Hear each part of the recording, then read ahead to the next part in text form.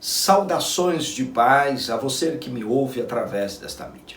Mais uma reflexão, interpretando versículo por versículo da Bíblia, à luz do hebraico e à luz do grego.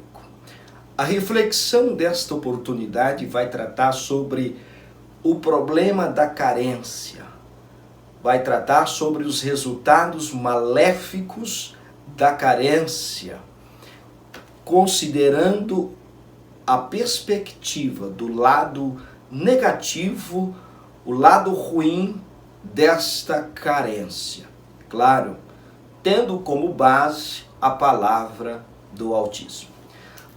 Para isto eu queria utilizar do livro sagrado Eclesiastes capítulo 7, versículo 14, a parte B do versículo.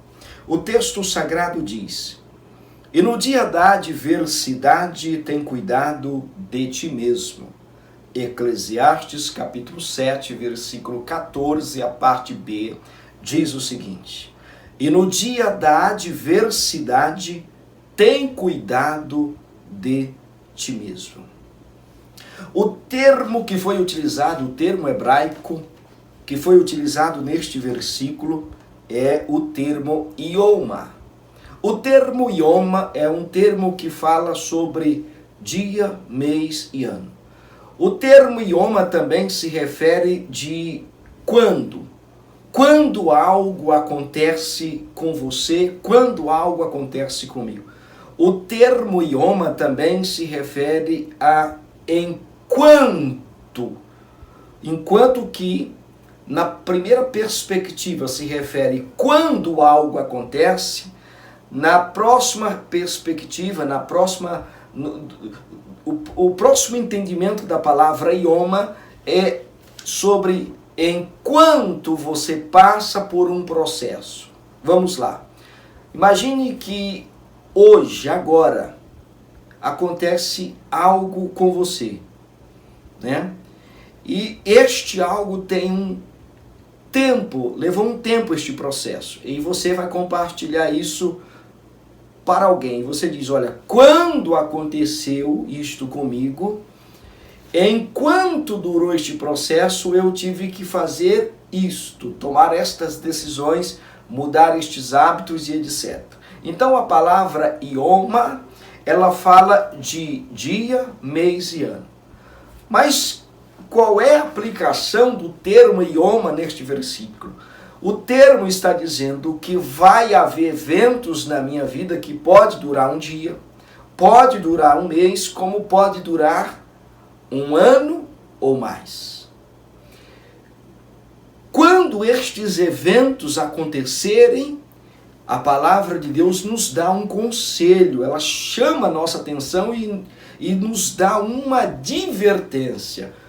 Quando estes eventos acontecerem e enquanto você passar por estes eventos, o tempo que ele durar, você precisa ter cuidado de ti mesmo. Por que que você precisa ter cuidado de si mesmo? Por causa da palavra carência. Carência é uma palavra que traz dentro da sua etimologia, que fala sobre privação e falta. A palavra carência vem do latim, que significa privação e falta, ausência de, ou a falta de. Quando o texto sagrado chama nossa atenção para certos eventos que vão acontecer nas nossas vidas, que podem durar um dia, um mês, um ano ou mais, o conselho de Deus, o conselho do Espírito Santo é que nós tenhamos cuidado de nós mesmos. Qual é a preocupação do Espírito Santo para com as nossas vidas? Quando estes eventos acontecerem e enquanto você passar por estes eventos, porque a carência pode trazer prejuízos terríveis, irreparáveis, podem causar transtornos maléficos, podem causar grandes problemas na sua vida e na minha vida. Eu quero melhorar um pouquinho mais essa parte introdutória. Você conhece alguém que, se você ficar um dia, uma semana, um mês sem ligar para ela, ela cobra muito mais deste relacionamento, além da perspectiva que já é real, que já é uma realidade neste relacionamento, seja uma amizade, um namoro, um noivado, um casamento, existe já uma realidade predominante, que foi esta mesma realidade que aproximou o casal, que trouxe o casal para perto um do outro. Porém, esta pessoa, ela é uma pessoa carente. Então ela exige do seu próximo, do seu companheiro, além da perspectiva que é uma perspectiva que já é realidade normal dentro do relacionamento de qualquer pessoa, de qualquer indivíduo. O grande problema é que quando esta carência suplanta a capacidade de raciocínio, de lógica, e torna o indivíduo escravo deste sentimento e conduz ele por caminhos estreitos e difíceis de se viver. O grande problema de uma pessoa carente, fora do normal, fora do cabo, é que ela não só exige de si mesmo, como ela cobra de todas as pessoas que estão à sua volta, ela cobra do sistema, ela cobra da própria existência da vida, algo que está além, mas muito além da normalidade que se precisa para viver uma vida simples e com satisfação. Porém, o grande problema é que você precisa entender que adversidades são essas que o Espírito Santo se refere. Para você entender um pouquinho mais sobre a estrutura macro da carência e suas mazelas e seus prejuízos na vida do indivíduo. A palavra adversidade, que está relacionada ao texto de Eclesiastes, capítulo 7, versículo 14, a parte B, que diz: e no dia da adversidade, que adversidades são essas? A palavra hebraica que foi utilizada é a palavra Ra. A palavra Ra significa um dia ruim, um dia desagradável, um dia maligno, ou se refere à dor, infelicidade, se refere à miséria, à tristeza, a um estado infeliz de espírito, se refere a um dia mau e se refere também à angústia. Mas aonde entra a palavra carência? Vamos imaginar, dentro do termo Ra, que significa adversidade, você tem a ausência de algo. Porque a palavra Ra, ela fala de um dia ruim. Ela fala de um dia desagradável. Ela fala de um dia maligno. Ela também fala de dor e de infelicidade. Fala de miséria. Quando você olha, principalmente para a palavra miséria, você consegue imaginar a carência associada com a palavra miséria, com a palavra dor, com a palavra infelicidade? Vamos lá.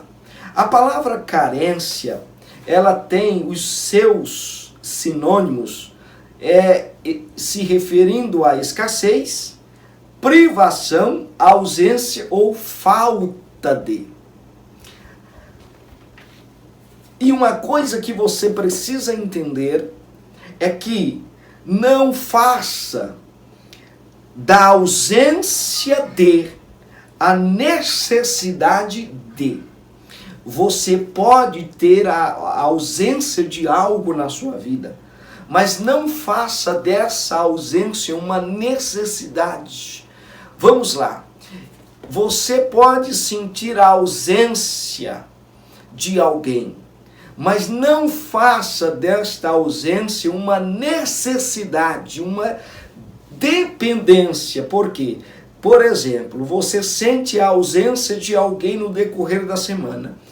E se você converter esta ausência em uma necessidade dele, por exemplo, se a pessoa não ligar para você, o seu humor será comprometido. Você já começa a imaginar, a construir e a criar um cenário diabólico. Que esta pessoa não se importa com você, que esta pessoa não te ama, que essa pessoa não te respeita, que esta pessoa não tem carinho, não tem amor por você, ela não tem consideração. Porque você fez de uma ausência uma necessidade. Você pode ter a ausência de muitas coisas, mas não faça desta ausência uma necessidade de ter um carro do ano, a necessidade de ser bajulado o tempo todo, a necessidade de ter toda a atenção voltada para você, a necessidade de ser lembrado o tempo todo como se você fosse morrer. Não faça desta falta, porque a palavra carência vem do latim significando privação. Você pode estar sendo privada, por exemplo, de um carro do ano, privada de uma casa boa, privada de muitas outras coisas, privada de uma roupa melhor, mas não faça desta privação, desta ausência, uma necessidade de. Por que você não pode fazer isso? Porque você começa a construir em cima desta ausência, que agora já não é mais ausência, é uma necessidade. Você começa a construir um padrão de vida. Você começa a atribuir a si mesmo e a todas as pessoas que estão à sua volta a necessidade. Você começa a buscar para si, no que se refere às pessoas, o foco. Você precisa ser bajulada, você precisa ser mimada, você precisa ser lembrada, porque senão você se sente ofendida, você se sente rejeitada, você se sente abandonada. E o grande problema da carência é que você faz escolhas baseadas no seu sentimento e não na razão ou na lógica. Você escolhe um amigo baseado num sentimento de rejeição que só existe em você, na sua mente e no seu coração. Você exige das pessoas que estão à sua volta muito mais do que elas são capazes de te oferecer. O que elas são capazes de te oferecer, elas já te oferecem. Mas você transformou esta carência, esta ausência de endeusamento em uma necessidade para o teu ego, para a tua alma, para o teu espírito. Com isso você estabeleceu um padrão elevadíssimo que não cabe nos padrões normais de sobrevivência, de relacionamento, de amizade, de matrimônio, de se socializar como cidadão ou como cidadã. Não, você construiu um padrão de vida muito elevado para si mesmo e para os outros. Esse é o grande problema. Agora imagine você que tem a necessidade, porque antes era uma ausência, você fez desta ausência uma necessidade. Então imagine que uma pessoa que você se relaciona, um amigo, ele ficou um mês sem ligar para você. Você perdeu totalmente a sensatez e a sensibilidade. Então, a primeira pessoa que às vezes não tem nada a ver com os teus projetos, com a tua crença, com a tua ideologia de vida, com a construção de tua família, 2 minutinhos de prosas que esta pessoa que às vezes não tem nada a ver com você, mas 2 minutos que ela te deu atenção, como você fez da ausência uma necessidade, você escolhe ser amigo desta pessoa, abrindo os tesouros escondidos de tua família, de teu sonho, dos teus projetos, das tuas expectativas, dos teus desejos. E o que acontece? Você não conhece muito bem a pessoa que agora você se abriu por causa de uma necessidade maligna e diabólica. Você, mais cedo ou mais tarde, será frustrada. Sabe por quê? Porque esta pessoa não tem nada a ver com você. Porque esta pessoa não tem nada a ver com os teus sonhos, com os teus projetos, com os teus ideais, e você abriu todo o teu propósito de vida para um estranho com base numa necessidade que você mesmo criara e estabelecera como um padrão elevado e excessivo demais para suportar uma carga, um jugo terrível e diabólico. Porém, qual é o grande problema também? De você transformar uma ausência em uma necessidade. Todos nós temos ausência de alguma coisa. E quando se trata de liderança, é pior ainda. Quando se trata de pastores que estão na frente de igreja, é pior ainda.